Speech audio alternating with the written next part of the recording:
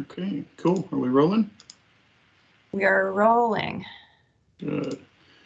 Well, this is, you know, something that it's kind of something I stumbled upon to try to figure out, and it's kind of a quick and dirty hack, but I hope that this is something that maybe others can take and at least make it work for them. One thing I'll ask before I start walking through is I did yesterday try to type all of this up in a Google Doc that I want to share with you guys that I think will maybe even be more useful than this walkthrough. But this is basically what I'm going to be going off of is this doc. So I don't know the best way to share that with everyone. If you have a recommendation, that way folks can look at it as we're talking or after the fact or any, all of the above. If you drop it in the chat here, I will also share it via Slack and in a follow-up email when I send the recording out. Cool. Let me do that real quick. Okay, so that should, that's literally the doc I'm going to be going off of that has the steps that at least that we took to go through this. So the premise of this is assuming, if you can see my screen, is assuming you've already set up the basics that, American Amplified has provided with this workflow of the Google form, the Google Sheet, and the Google Data Studio. So if you have that set up and that flow is working, this is basically just some slight modifications to that to make it to where you can put in multiple sources per feature, per story, per work that's being recorded. So there's 3 sections to this. Basically, we've got to make some small modifications to the form, the sheet, and the Data Studio end. The sheet side is probably the most cumbersome, but the other 2 aren't too bad at all. So we'll start with the forms. So basically, the first step with the form is to, and I know everyone's forms are going to look a little bit different. We've customized ours with the questions we have. But I think the gist, though, is that every form is kind of broken down into 2 sections, where the first section is like all of the feature logistical information, right? The feature specific questions. And then the second section is the source specific questions. So what we decided to do is go in here on the second section, on the source section, and at the bottom, we added a question that says, do you have another source to enter? And I would say start by that, just by creating that question. You don't have to set up the branching logic yet because there's nothing to point it to just yet. But if you go ahead and add the question, then what I recommend doing is then duplicate this section. And you can go up in the right and you can duplicate that entire section as many times as you want to be able to put multiple sources, if that makes sense. So for us, we did 10. We did 10 sources at a time because so far that seems to be working for us. You can do as many or as little as you like, but you would want to duplicate this for as many additional questions. So I duplicated this section 9 more times so that we had a total of 10. Then at that point, what I recommend doing just to make it simpler on your life, especially on the back end, is to go through and rename so that you know when that data comes into the spreadsheet, which source it is. So specifically put in there, hey, this is the second source, this is the third source, and I went ahead and just put it on each question so that when it hits that spreadsheet, you know which source that is. And because you'll see it gets a little messy on the spreadsheet side until we use the Google query to organize it. So it's a little tedious. Google Forms isn't super advanced, so you kind of have to do it manually, but I went through and made 4th, 5th, all the way up to 10th. And you can see at the end of the 10th, it doesn't have that question because that's the max you can do right now. But so once you duplicate those, and for this walkthrough, I'm going to assume you want to do 10 just because that's what we did. So once you duplicate it 9 more times for your total of 10 sources, that's when you can go back and set up your branching logic. And I included some links in that doc that tell you more about how to branch, but it's pretty straightforward, at least in this implementation. Where are we at? I just passed it there, didn't I? So yeah.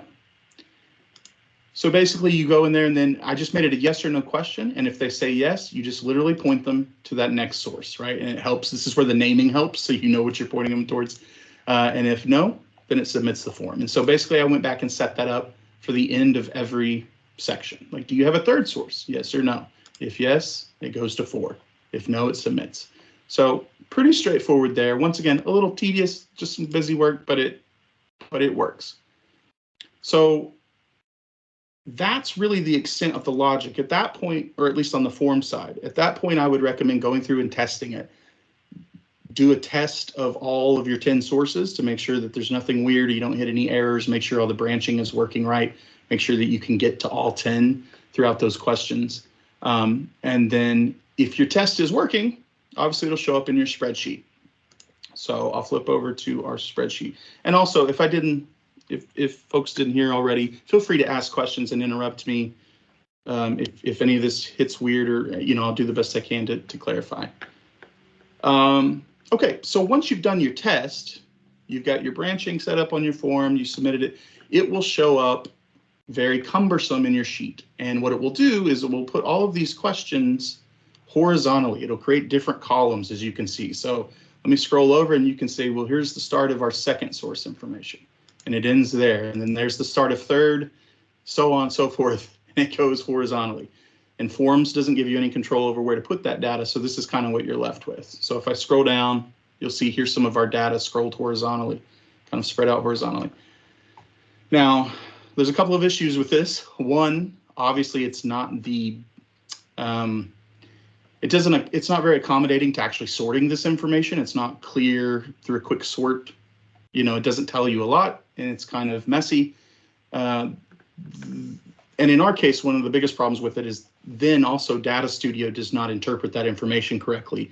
It only interprets it as a separate point of data if it's a separate row in that sheet. So if you have a bunch of information on one row, it just thinks that this is different qualifying information about this one feature, and it doesn't display it correctly. So this is where it got kind of tough for me, and I'll fully admit I'm not a wizard when it comes to spreadsheet manipulation. It can be, as you all probably know, very simple, and it can go crazy complex. So after a lot of Googling and mixing together of ideas, I think I figured out a way that's at least working for us. And if you look at that section on the Google spreadsheet part of the doc, you'll see what I'm talking about. So basically what you'd want to do at this point, if your test is working, make sure all of your stuff is showing up horizontally all the way down to the end.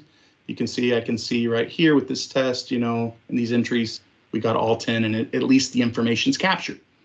So at this point, you would want to create a new sheet within the same document and name it something that you can recognize later when we get to Data Studio. We just named ours Processed Responses. And then here, you're gonna have this blank spreadsheet. And actually what I'll do here is I'm just gonna make a new blank one just to show you in real time when you walk through. So you've got this blank spreadsheet, rename it. So now this is where the query comes through, and I've pasted it in this Google Doc and kind of shown you what you need to replace to make it work for you. And this is where it might get a little tricky because everyone is going to have different amounts of questions, or, you're really gonna have to customize this part to fit your forms. So in our sheet, you can see in the top left corner, this is where this query lives. And also I do recommend turning on, where's it at? The formula bar, if you don't already. Go to View, Show, and turn on Formula Bar, and that'll give you this space up here to work with it and troubleshoot it instead of having to deal with it in this kind of small window. It's a little easier, at least in my opinion. So the elements of the form I've broken down on here, where basically, there's a whole bunch of spots where you are replacing this name with your sheet name, and you want to replace it with the original sheet so that it knows where to grab this data. But essentially what this is doing is it's referencing that original form, and it's reorganizing it. And let me just show you here, which you can see, I guess. But this is that same data pulled over, and I'll scroll down, and you can see it automatically knows to split it off when it starts at a second source, and it puts it as a separate line item. This is huge because obviously it's a much easier to actually look at, but then also Data Studio can interpret it correctly with a few little tweaks. So I just color coded it for our purposes, and this is one way to think about this as you're working through, is just remember the difference between your feature related questions and your source related questions, because that matters very much when you're editing this query. So this is where it gets in the weeds. You can see this, actually, tell you what. Yeah, that'll work. You can see it right here. Actually, let me pull it down here. So anywhere that says, and in the original, I just put original sheet name here, go through and put in your original sheet. And then there's a few changes you've got to make to the columns, and you're defining some different things. So this AN is basically defining the headers for this. So basically, for example, our A through N contains our first 7 feature questions. And you can see it goes all the way down here. It contains the first 7 feature questions and our 7 source questions that we have. So those column letters are going to be different for you depending on how many. If you've got 7 feature questions and 10 source related questions, you just want to go to that column where that ends before it starts over and goes to the second. So that would be your range. And that's important because that's just telling it what to display up here. What's the static information? And so it knows kind of where to cut it off and put it in a new item, a new row essentially. So that's the A through N. Then the A2 through G, that reoccurs multiple spots throughout the query. You'll notice in the document. Basically this one, which one was this? Okay, so this is the column range of just the feature questions. So you can see A through G. So basically it tells it, and we say A2 because we're skipping the header. So the A2 through G is telling it, it basically tells the formula what's the difference between the feature questions and the source questions. And I know this is super dry, but it works. So you basically have to define what your feature questions only are. So once again, that's going to be unique to you. Once again, we have 7. So for us, that's A2 through G. Then this is where you get a little bit more. And by the way, that A2 through G, like I said, is as you can see, all throughout the query. So you'll have several places to replace it with. But basically what it's doing for us is telling us line by line where to put that under. So we start with the O2 through U. And you'll see this starts to get very repetitive. And what you're doing here is you're defining the columns of your second, third, fourth, fifth, and so on questions. So for example, you'll see the O2 through U. Let me flip to the original raw data. And you'll see what that is, right? So the O2 through U is telling it, hey, this is where our second source answers questions start, right? So there's O. I lost my scroll there. What happened? Oh, I froze. Too much data. That's another thing you'll notice is this gets pretty slow. There it is. Sorry, the horizontal scrolling is nasty, but you get my point. Where's U? There's U. So you see that the O through U, that's all of number 2. And you'll see it continue on where we go, okay, V2 through AB, that's 3. You can see the next one here is V2 through AB. Hopefully this is spelled out a little clearer. As you can see, it's hard, at least for me, to talk through this. It's very in the weeds it's very tedious, honestly. But in the doc, I try to spell it out what each one of those things are so that when you're connecting them to your raw spreadsheet, you know what you're looking for, what parameters you're trying to do. So you go through the rest of that and you just identify however many additional sources you wanted to do. So we did second, third, fourth, and all the way up. Where's it at? Our last one there, the BS2 to BY, that's that range that contains the 10th source answers. So the last thing you need to change on that query is this column 8. This is one last little thing that you're telling you, the number you change here is literally telling it where in this new sheet to wrap around. So for us, since we have 7 feature questions, the 8 is telling it kind of where to cut it. And you can even play with that. If you put in a different number, you'll see it cuts it in a weird place and breaks all the data. But if you cut it at the end of your feature question, so if you have 10 feature questions, you'd change that number to 11. And you'd say on the 11th column, cut it. That kind of tells it where to cut, and it will put it down on a new row for you. So in summary, right? In summary, you're simply just defining the header, and then you're defining the parts in your raw spreadsheet of what those additional questions are, those additional sources. And then lastly, you're telling it where to cut it. That's the premise of what this query is doing. There may be a better query to do it more efficiently. I don't know it. If anyone figures it out, I'd love to hear it. This took a while to even make work to me, but I did include my links in the doc down at the bottom. There's a link to a test spreadsheet that contains, and the one of the Google links where I found someone was asking how to do this sort of thing. And that's how I found that test sheet and just changed it to work for this. So give you the direct links to that. That way you can play with that if none of this makes sense. So nonetheless, hopefully you'll get there. Let's see, is there anything else we need to do on the sheet side? We've got our query in there. Well, I just want to point out, so once you do this, I do recommend actually, like I said, turning on this formula bar. And the main reason is because it will show you a progress bar. And let me show you what that looks like. So let me copy this query. Let's say I've already customized it. I've got my new sheet. You're going to go up to this A1 cell and you're going to paste it in there.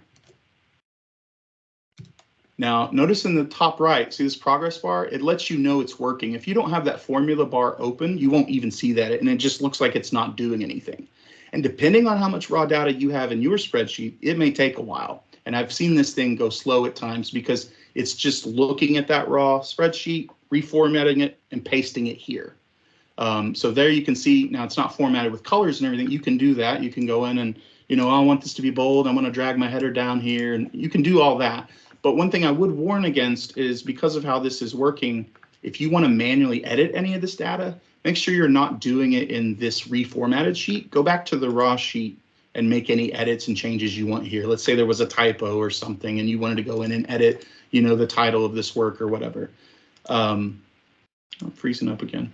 Do it in the raw spreadsheet and it will, it kind of refreshes on intervals. So give it a moment and it will refresh on this new sheet and it will reflect that change. If you start editing it here, it gets really weird because this data isn't actually here. It's just displaying it because as you saw in this sheet, it's actually all contained in this query. And if we delete that, everything goes away. So that data is not actually there.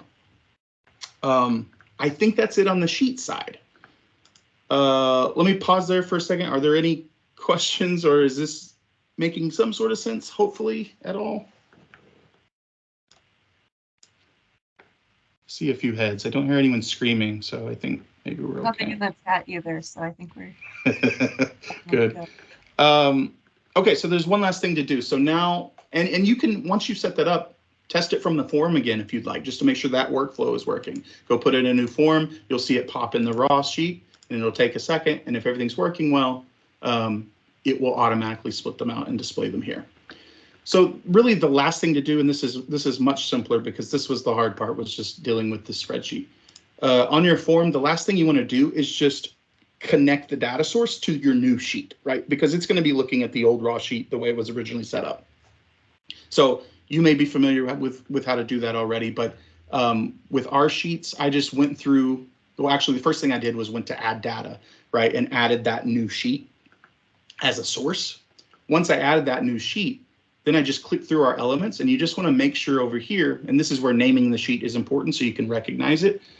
You can see here, I can see that mine is process responses, and I know that's the right sheet. So come over here, change it to that new, oops, right there, like change it to that new sheet, and you'll want to do that with every one of your, and this will be different per station as well, or per setup.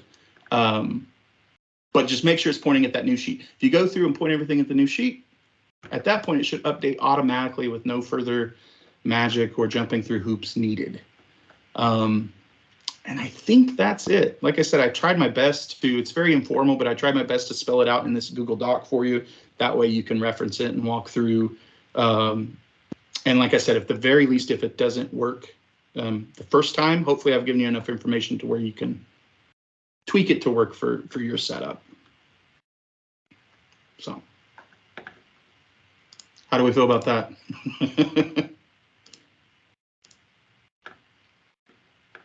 Thank you so much for putting together the doc. I think that'll be a really great resource as well.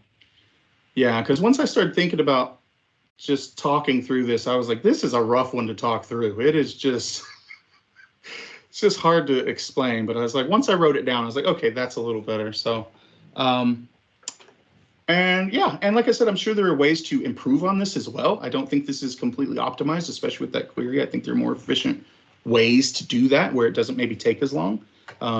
But if nothing else, hopefully it works in the meantime and solve some workflow problems. So, and so far it seems to be working well for us.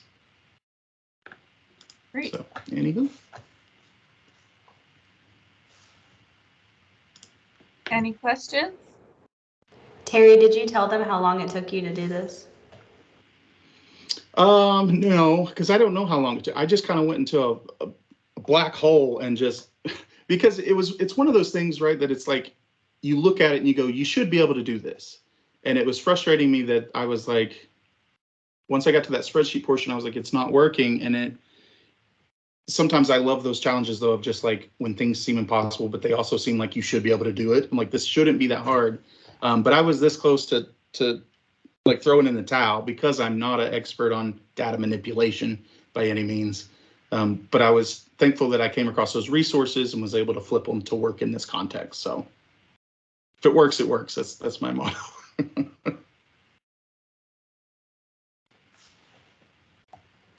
Thank you so much. We'll share out this recording and the doc, and I think that people will be really glad that they have this time saver on the back end of things. Yeah, I hope it helps. Thank you. I think I'll see many of you in a half hour-ish. All right. And by the way, if you have my email or whatever, you're welcome to share it